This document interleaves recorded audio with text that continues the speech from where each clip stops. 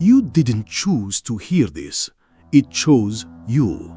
Not with urgency, but with timing.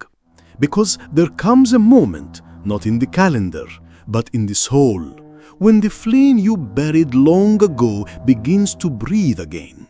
It happens quietly, in the pause between thoughts, in the stillness before sleep, in the ache that can't be explained. And when it does, you stop searching for books and start listening for whispers.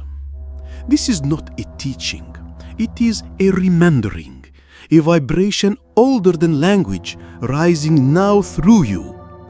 You may feel as though you're falling apart, but what's crumbling is the mask. What's shaking is the old scaffolding. And beneath it, something golden, something ancient you promised you'd awaken when the world was ready. And the world is ready. By the end of this scroll, you will not just understand that the alchemist has returned. You'll realize you are the return.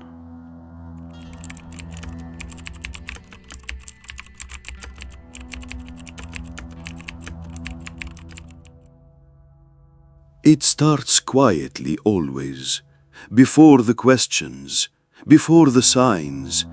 There's a strange rhythm beneath your normal heartbeat, not fast, not slow, but ancient, like something older than the body.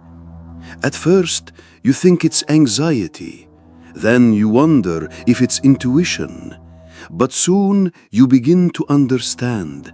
This is the signal, the frequency, the first breath of remembrance. No one taught it to you. No one gave it to you. It was already there, embedded like a seed beneath centuries of forgetting. This pulse doesn't come from thought. It doesn't belong to the mind. It belongs to the flame, the one buried beneath your ribs, waiting. This is how the alchemist returns, not through books, not through temples, but through that subtle vibration that calls you home when nothing else makes sense anymore. You're not awakening because of content. You're awakening because your soul made a sound so powerful, your body had no choice but to listen. And maybe that pulse was never trying to get your attention. Maybe it was simply waiting for you to remember how to feel. One day, it gets hotter. Not the air, your life. Everything begins to burn. Jobs collapse, friendships distort, all desires lose meaning. You wake up and the world feels like a crucible. But this is no accident. This is the work. The fire is not here to punish, it's here to purify. The alchemist does not work with cold metal. They heat it, they press it, they melt it until it becomes something else. And that's what's happening to you. What feels like chaos is the softening of the false self. Your beliefs, attachments, ego, they're not being taken, they're being transformed. In the ancient texts it said, before gold can be formed, the lead must die. So, if you feel like everything's falling apart, perhaps it's only falling into place. And if you feel like you're losing everything, maybe you're just shedding everything that was never truly yours. Because before the light returns, the fire must do its work. And that furnace you feel, it's not around you, it's within you. The sacred fire of transmutation. Forget the robe, forget the staff, forget the old man in the cave. The alchemist is not a figure, not a teacher, not even a guide. The alchemist is a frequency, a vibration, a state of remembering. He or she never arrives. They awaken from within. And when they do, it's not to tell you what to do. It's to activate what was already coded inside you. You see, there is no great teacher coming to save you. There is no secret text arriving from the sky. What's coming is already here. It's the part of you that never left the fire. When your frequency reaches the right heat, the alchemist wakes up. Not in the sky, not in the temple, but in your breath, your bloodstream, your presence.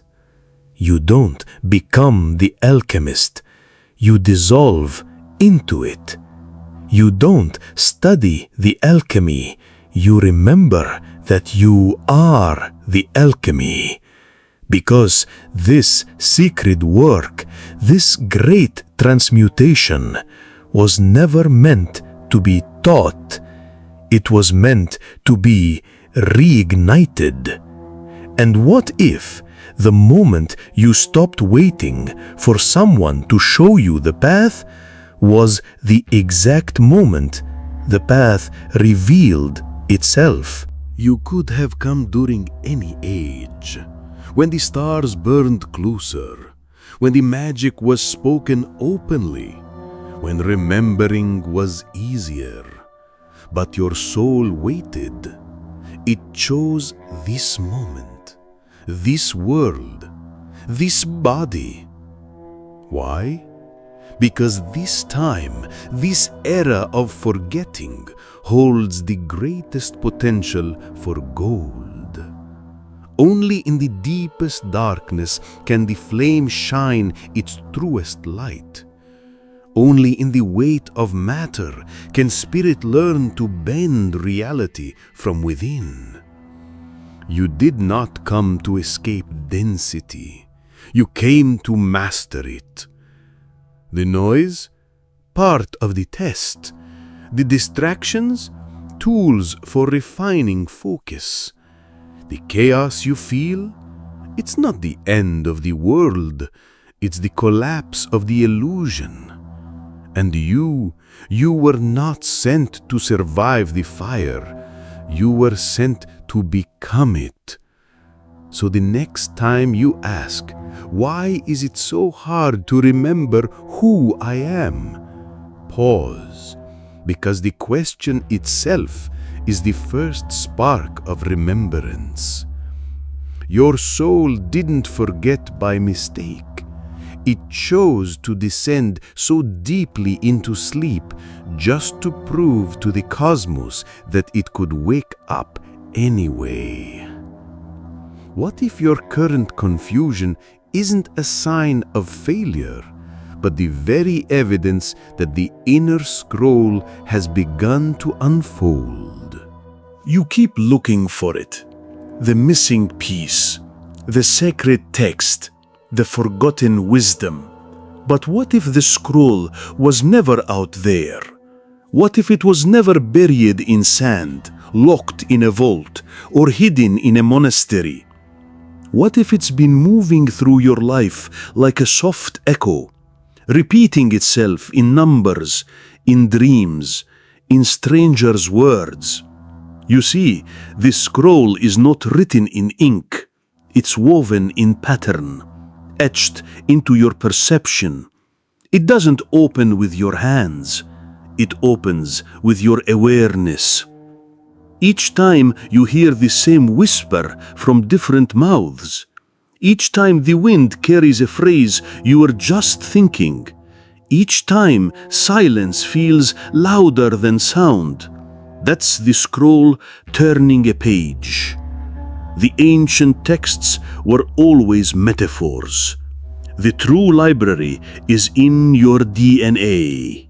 This is how the alchemist speaks, not through language, but through alignment.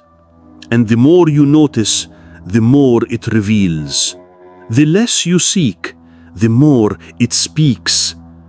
What if the scroll has been reading you this entire time? And what if remembering has less to do with learning something new, and everything to do with recognizing what you've always known? The dream you keep having, not just a dream. That stranger who says what you were thinking, not just coincidence. That number repeating on clocks, receipts, and license plates, not just curiosity. These are not accidents. They are signals. The universe is not shouting, it's whispering. And those whispers, they don't try to impress you. They try to align you. The signs show up when you're ready, not to give you answers, but to guide you inward. They're not commands, they're invitations. An invitation to remember what you already agreed to before the veil of birth descended. And the more you ignore them, the louder they get, because your soul is relentless in trying to return to itself. The signs don't care if you're perfect. They don't care if you're spiritual. They care if you're paying attention. Every sign is a breadcrumb, a shimmering reminder that the path is alive and it's watching you too. So the next time something feels too weird to be random, consider this. What if the things you've been brushing off are actually the very things you came here to follow? And what if every sign isn't a test of faith, but a test of memory? That feeling of being lost, not failure. That sense that no one truly sees you, not loneliness. That heaviness behind your eyes when you smile for the world, not weakness. These aren't signs of collapse, they are echoes of distortion, because the mirror you've been using to find yourself was never clean. You see, the world reflects, but it reflects through filters, through wounds, through beliefs, through the fog of forgetting. And so you mistake shadows for truth. You chase validation from broken glass. You measure your worth by mirrors held in other people's hands. But the alchemist knows, before you can see the gold, you must wipe the mirror with tears. Tears of release, tears of revelation. Because only when the smoke clears do you realize the world was never showing you reality. It was showing you your vibration. And your vibration was showing you your memory. What if that difficult person wasn't blocking your path, but reflecting your unclaimed light? What if that closed door was mirroring your disbelief in your own power? The mirror doesn't lie, but it only shows what you're ready to see. And when the soul remembers who it is, the glass begins to shimmer, not with your face, but with your flame.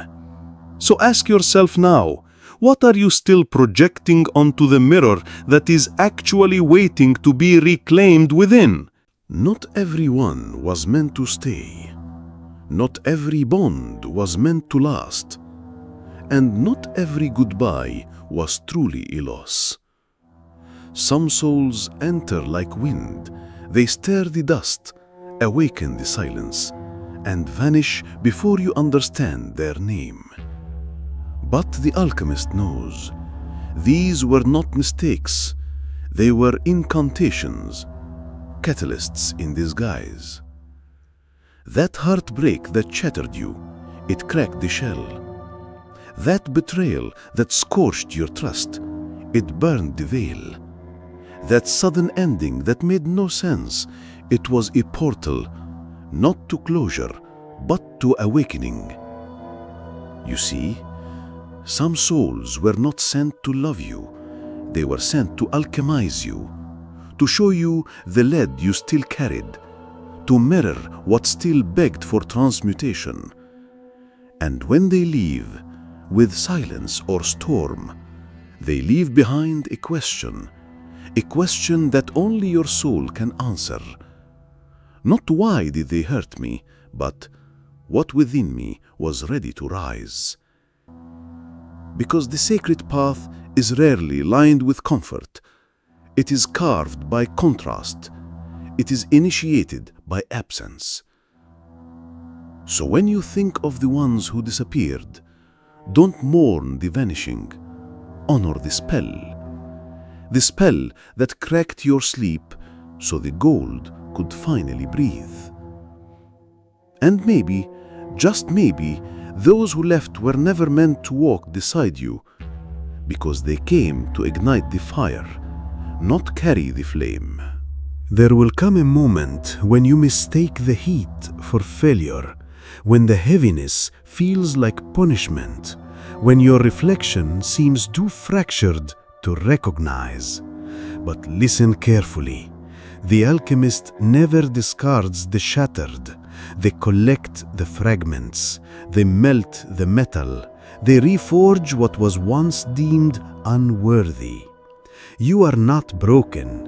You are inside the fire. And that fire does not destroy. It refines. Your doubt? It's the echo of old programs crumbling. Your fear? It's the voice of the mask as it dissolves. Your weariness? It's the soul growing new wings beneath old skin. No transformation is graceful in the beginning. No transmutation looks golden in its first stage. It looks like chaos, feels like confusion, sounds like silence. But the silence is sacred. It is the breath between dissolving and recreation. You may think you're regressing. You're not. You're revisiting the raw material. You're facing the base metal so it can finally remember its gold. So when the nights grow longer and your own reflection feels foreign, close your eyes, not to escape, but to remember. To remember that all true alchemy requires disorientation before clarity, darkness before radiance, softening before shining. You are not the ruin, you are the resurrection in progress. There are days when everything feels dim, when clarity slips through your fingers and purpose dissolves into fog. You search the sky, the books, the signs, but nothing speaks. And yet, this too is sacred. Because the alchemist knows, before light shines clearly, it stirs inside the dust. The dust is memory, old thoughts, unmet desires, forgotten vows. Particles of past versions of you still hovering in the silence. But dust isn't lifeless. It dances in sunbeams. It carries history. It absorbs the fire and reflects it softly. So when you feel surrounded by confusion, by stillness that almost aches, don't rush it. Let the particles rise. Let them shimmer. This is not stagnation, it's sacred suspension. You are not lost in the fog, you are being shown the invisible. And it's here in this space between the known and the unseen that the alchemist listens most deeply. Not to find an answer, but to feel the shape of what wants to emerge. What if the clarity you crave isn't something you chase, but something that gathers slowly in the quiet? And what if you are not meant to wipe the dust away, but to step into it and become the beam of light that makes it visible? There comes a point on the path when the voices fade, not out of absence, but because something deeper is arriving. It's not the silence of emptiness, It's the silence of saturation. A silence so full it hums. And in that hum, you begin to hear the real language, not of words, but of weight, of vibration, of presence. You start to notice the wind speaking in pulses, the trees breathing messages, the shadows casting echoes of truths you haven't yet spoken. And suddenly, you don't want answers. You want alignment. You want to move in rhythm with the quiet, to trust that what you're feeling is wiser than what you've been taught. The alchemist listens in this way, not with ears, but with the body, with the marrow, with the memory in the bones, because the most important teachings are never shouted. They emerge from the hush. So, if you find yourself alone, surrounded by stillness, unable to explain what's shifting inside you, good, you've entered the sacred, the chamber where the soul rearranges itself in the dark before it glows. And perhaps that silence you feared was never empty. It was your soul waiting for your full attention. There is a moment, not marked by fireworks, but by still exhale, when you realize it's done. Not that life is done, but the seeking, the chasing, the constant search for something outside you to make it all make sense. You've walked through the fire. You've sat in the silence. You've let the old masks burn. And now, you're not empty. You're clear. The lead is gone. The ashes are cooling. And beneath it all, glowing softly, is the gold. Not the gold of riches, but the gold of remembrance. That you are the vessel. That you are the fire. That you are the scroll unfolding in real time. The world may not notice. There may be no applause. But something in you knows. You've turned pain into presence. You've turned forgetting into fuel. You've turned darkness into light. And now you walk differently. Not faster, not louder, but with a gravity that only the transmuted soul can carry. This is what it means to return. Not to a place, but to a frequency. And that frequency is home. So if you felt broken, good. The vessel had to crack so the gold could breathe. And if you felt lost, perfect. Only those who forget the path can rediscover it from within. Because the real alchemy was never about changing the world. It was about remembering that you already contain everything it reflects.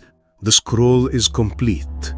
But your remembrance is just beginning. You are not just the reader. You are the ink. You are the parchment. You are the breath that turned memory into gold. The alchemist never truly returns because they never truly left. They were simply waiting for you to look inward long enough to see them reflected in your own gaze. So now, pause. Feel the quiet between heartbeats. Feel the warmth behind your ribs. That's not imagination. That's the work, alive in you. And before you leave this sacred space, leave a mark. Not for me, for you. Right below, what part of your soul just awakened? Let this be your signature on the scroll of remembrance.